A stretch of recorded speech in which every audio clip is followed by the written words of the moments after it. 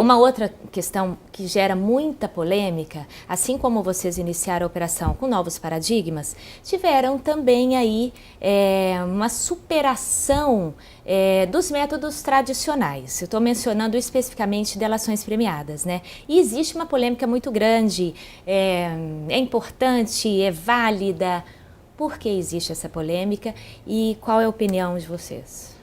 Olha, eu vejo duas críticas nessa questão das delações premiadas. Uma crítica que se faz é a de que o Estado não deveria incentivar a traição entre bandidos. Sinceramente, essa crítica para mim é absurda. Dizer que o Estado deveria dar mais valor à lealdade entre bandidos do que à apuração de um crime. Isso para mim é um absurdo completo.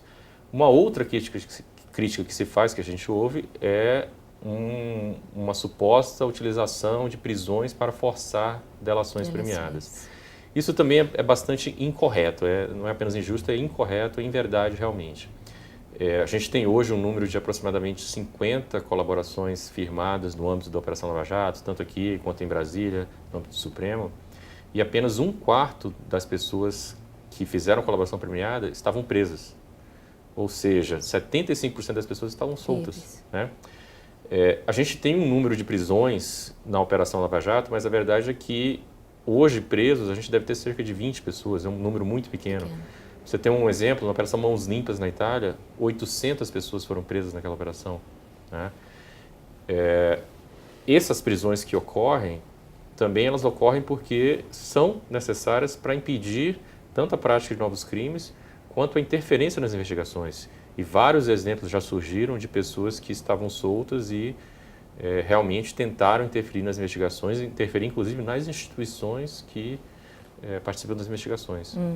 Muito bem. Por falar em instituição, a gente está vendo aí também que é uma coisa que as pessoas comentam. As principais empreiteiras do país, né, estão aí envolvidas no Petrolão, e alguns diretores já, inclusive, condenados, né?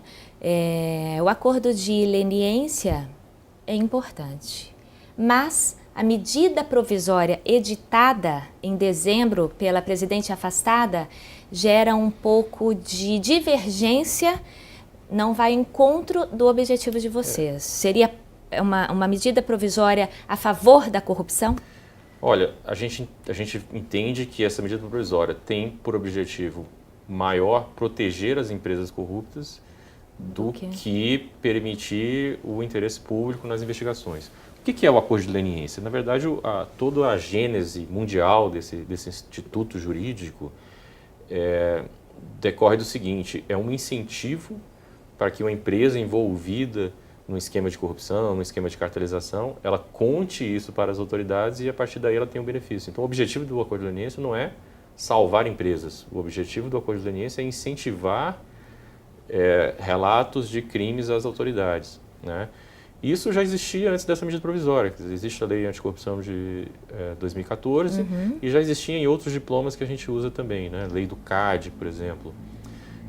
O que essa medida fez? Ela quase que transforma esse instituto num salvador de empresas. Ele passa a ser, ao invés de ser um instrumento que incentiva você a trazer novos crimes, ele desincentiva a empresa a trazer novos crimes, dizendo: não, basta você fazer um acordo aqui que vai ser um acordo mais brando, que você vai ficar livre das punições, por exemplo, proibição de contratar, etc.